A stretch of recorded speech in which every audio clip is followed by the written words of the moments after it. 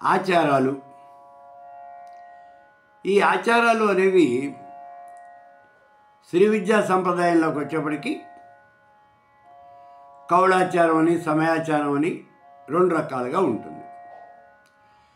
ఆచరించేదాన్నే ఆచారము అంటారు. మనం ఏదైతే ఆచరిస్తున్నామో అదే ఆచారము అంటే. సామాన్యంగా ఈ ఆచారాలు రెండు రకాలుగానే ఉంటాయి. ఏమిటి అంటే సమయాచారం ఒకటి, కౌళాచారం ఒకటి. లౌకికము, పారలౌకికము. లౌకికమైనటువంటిదేమో కౌళాచారం, పారలౌకికమైనటువంటి సమయాచారం.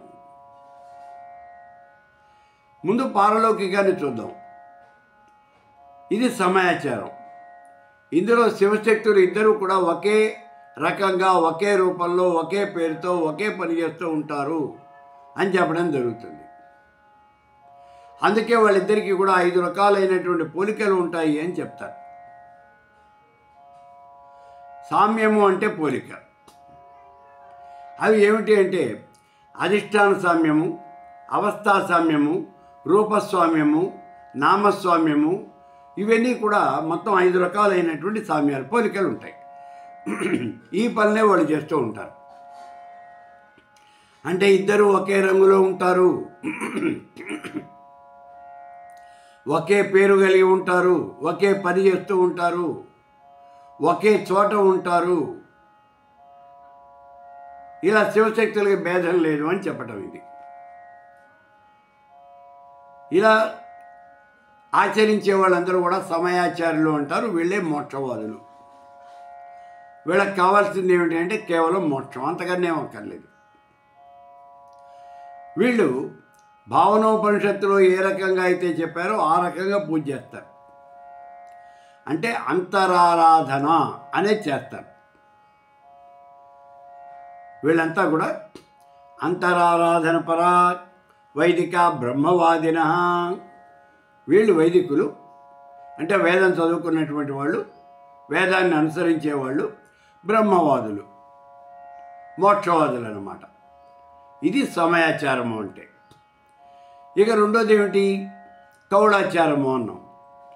లౌకికమైనటువంటి కోరికల కోసం మనం భగవంతుడిని అర్చించే విధానం అంతా కూడా కౌళాచారము అంటాం.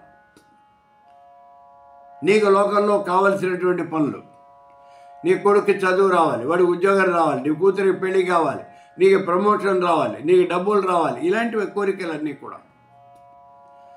ఈ కోరికలు తీరడానికి మనం చేసేటువంటి ఆచారం ఏదైతే ఉన్నదో, ఆ పనులు ఏవైతే ఉన్నాయో అదంతా కూడా కౌళాచారము అంటారు. ఈ కౌళాచారం మళ్ళీ 2 రకాలుగా ఉంటుంది. ఒకటేమో దక్షిణాచారము, రెండోదేమో వామాచారం. దక్షిణాచారము అంటే వైదికాచారం. వేదంలో చెప్పినట్టుగా మనం చేయటము, లేదా వేదాన్ని అనుసరించి మనం చేయటము, వేద మంత్రాలతో చేయటము, ఇదంతా కూడా దక్షిణాచారం. సవ్యంగా చేయటం అన్నమాట. దక్షిణం అంటే కుడి, వామము అంటే ఎడమ.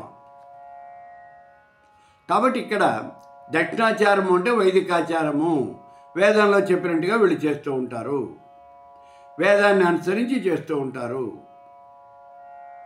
రెండోది వామాచారం. వామాచారం అంటే వీళ్ళు ఏం చేస్తారు? అవైదికమైనటువంటి పనులు చేస్తారు. అవైదికం. వీళ్ళు పంచమకారాలు వాడతారు పూజలో. పంచమకారాలు అంటే మద్యం, మాంసం తథా మత్స్యం, ముద్ర, మైథనమేవచ. ఈ 5ంటిని కూడా పంచమకారాలు అని అంటారు. వీటిని తప్పనిసరిగా వాడతారు. పూజలో మద్యము అనే తప్పనిసరిగా ఉండి తీరాలి, అది వాళ్ళ యొక్క నియమం. ఎప్పుడు పూజ చేసినా సరే అమ్మవారికి నివేదన చేసేది ఏమిటి అంటే ముందు మద్యము. వీళ్ళు దేవతకి బలిస్తారు. బలి అంటే జంతు బలి. కోళ్ళు, మేకలు, గొర్రెలు, అలాగే దున్నపోతులు, పందులు, వీటిని కూడా బలిస్తారు. అందుకే ఇదంతా కూడా అవైదికము అని చెప్తున్నాం మనం. అవైదికము అని ఎందుకన్నామంటే కొంచెం జుగుప్సాకరంగా ఉంటుంది చూడటానికి. 10 మందిలోనూ ఒక దున్నపోతుని బలిచ్చారనుకోండి, అదంతా రక్తసిక్తమై ఆ ప్రదేశం అంతా కూడా చాలా భయానకంగా ఉంటుంది. అక్కడ మనం నుంచోలేము, ఆ వాసన మనం భరించలేము. రక్తం ఒక రకమైనటువంటి వెగట వాసన వస్తుంది, అది మనం భరించలేము. అందుకనే ఇవన్నీ కూడా అసామాజికమైనటువంటివి, సమాజానికి పనికిరానటువంటి పనులు, చేయకూడనటువంటి పనులు అంటారు. ఇది వామాచారం. ఇందులో ఇంకోళ్ళు ఉన్నారు, మిశ్రమాచారులు అని. అంటే దక్షిణాచారం వామాచారం రెండు కలిపి చేస్తూ ఉంటారు వీళ్ళు. పూజ అంతానేమో దక్షిణాచారంలో చేస్తారు, నివేదనకు వచ్చేప్పుడు వామాచారంలో పెడతారు.